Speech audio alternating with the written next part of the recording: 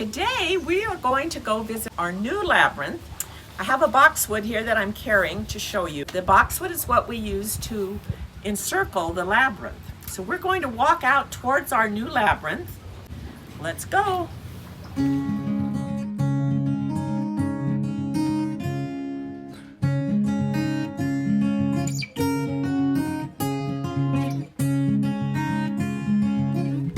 Hi, Sister Danielle. Oh, hey, hi, Barbara. How are you? Good, good.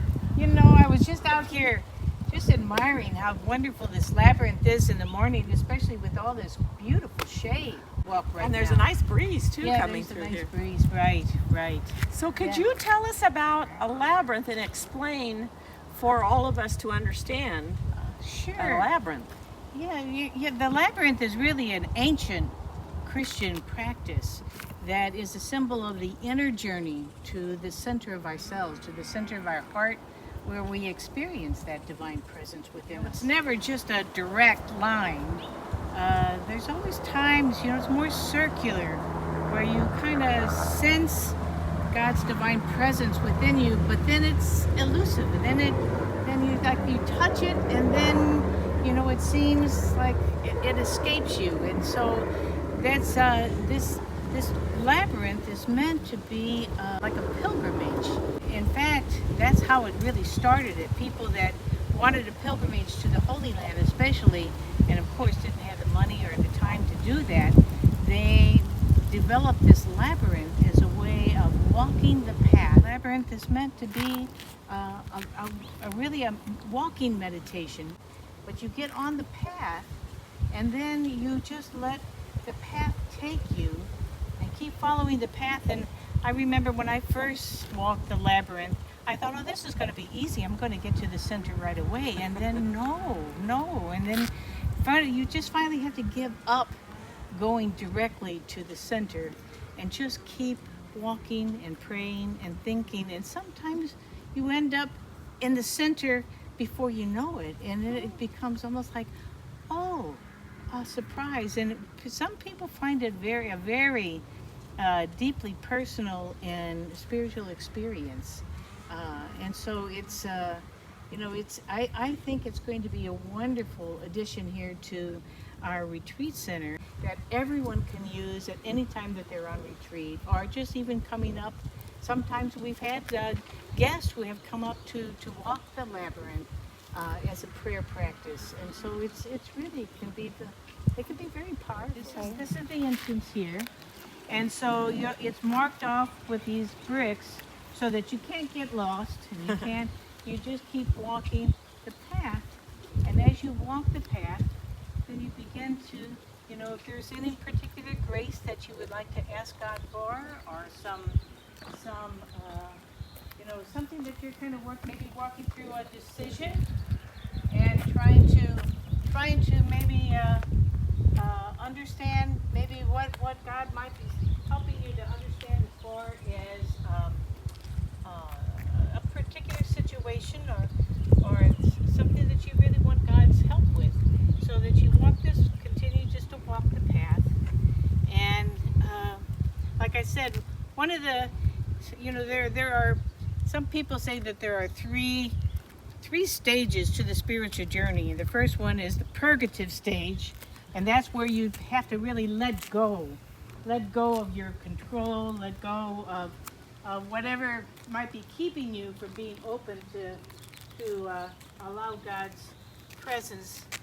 And then the second stage is the illuminative stage, and some people say that is when you finally get to the center.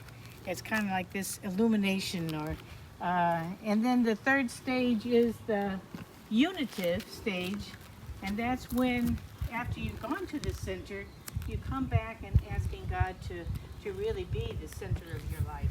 Now, are you on your way to the second stage from this outer? Yes, I am on my way. This is still Now This is the purgative stage, where you just have to let go of wanting results and just walk. It's the same way when you're on a pilgrimage. It's the journey itself that is as important as the actual destination. So people who walk the pilgrimage, you know, it's not they're just trying to hurry up and get to the end.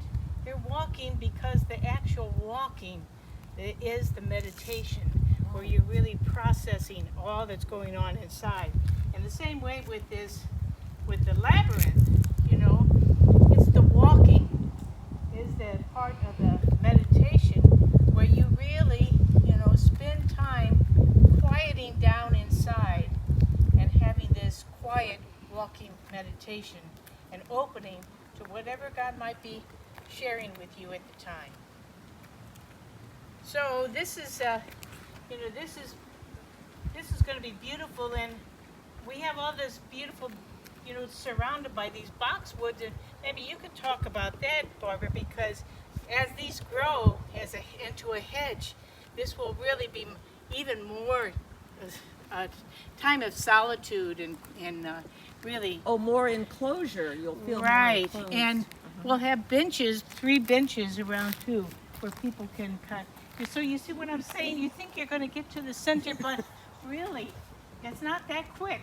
No. You just have to follow the path, keep on the path, and really just, you know. So if you want to talk about the boxwood, I'll keep walking the labyrinth. You just keep walking on your I journey. just keep walking the labyrinth. So here's a boxwood that I have to show you up close and personal, and we'll talk about the boxwoods all along the outside. Boxwoods are very traditional for hedges. They go back in the early times.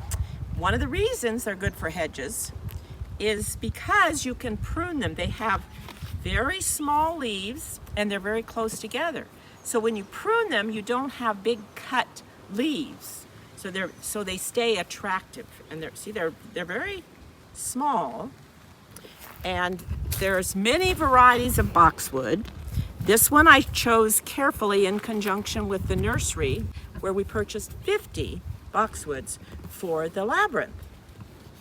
Okay, now boxwoods you're going to prune. However, there's an art to pruning, and you don't want to just go in and prune them any time. The best time to prune them is late winter or early spring, just before they put on their new growth. That way you prune them and they start with their new growth. You don't want to prune boxwoods or any plants in the middle of summer when it's 100 degrees out. Plants can sunburn just like people. If you go in and you drastically prune a plant, you're exposing all this growth that was shaded before to the sun, and you're going to get a lot of leaf burn. You could even kill a plant if you prune it too drastically in the middle of summer. So you need to get to know your plants, what they require, when to prune them, when to fertilize them. So boxwoods, prune them in the late winter, early spring, or you could prune them in the fall. Now, another time, when do you plant them? Springtime is a good time to plant, or fall. Ideally, September, October is a good time, or again in the spring. In March or April is a good planting time. So either time you want to plant, so the plants can become established before the weather gets really severe. So they have time to become established with their root system. Okay.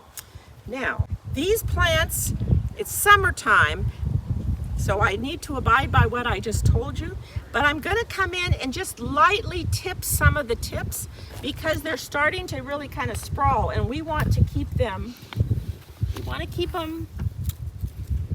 in bounds a little bit so we don't have to come in and see. I just tipped a little bit, so that's okay.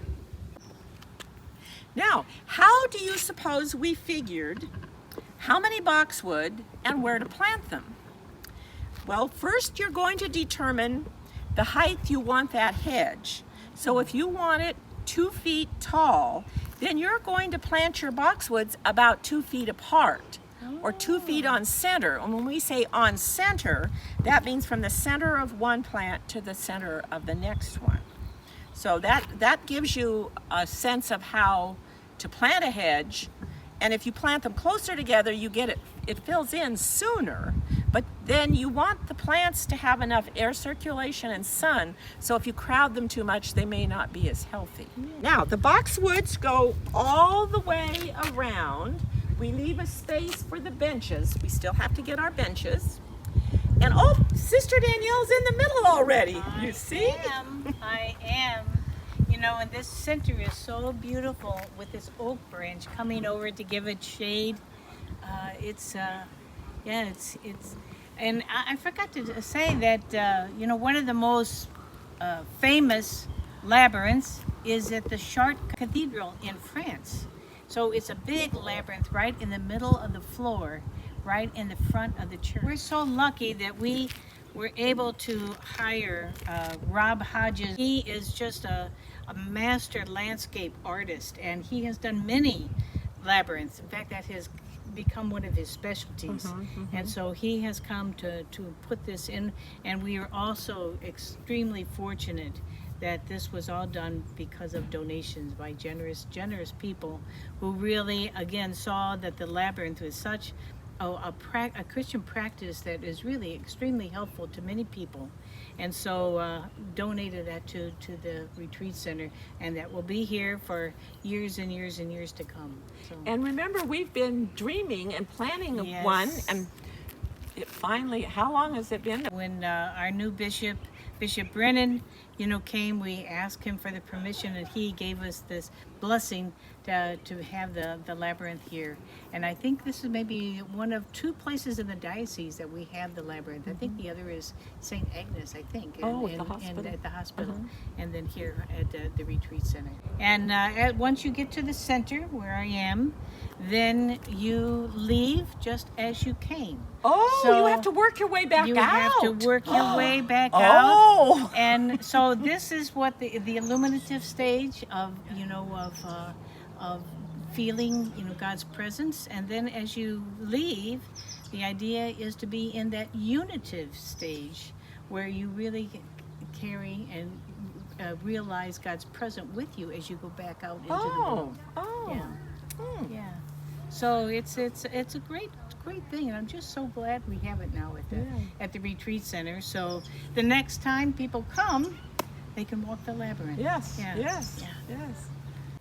Well, there we have it, our beautiful new labyrinth. And Sister Danielle has really enlightened me, because I didn't understand really, Sister, how the meaning or what was behind a labyrinth. Yeah. It's not just a design. It really is a spiritual practice. And I just know, you know, that this is going to be a real benefit and a real asset to the retreat center for years to come. So But thank you, Barbara. Thank you for all the work that you've done in planning this all out, and especially for choosing the boxwood. It's going to be gorgeous. Well, thank you, because you're the one that started this and contacted Rob Hodges, and you were in contact with him to get everything started. So you started it. Wow. Well, we all work together. We all work together. That's the wonderful thing about our staff here. Yes. Okay. Well, what's next, Barbara? What are you going to do next? I think we will demonstrate how to prune roses, because I have a coworker that told me how she pruned her roses, and she didn't do it right.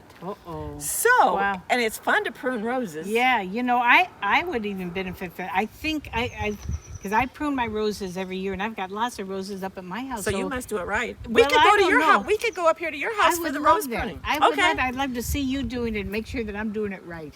Oh, I get to tell you whether you're doing it right or wrong. So, see you next time for pruning roses.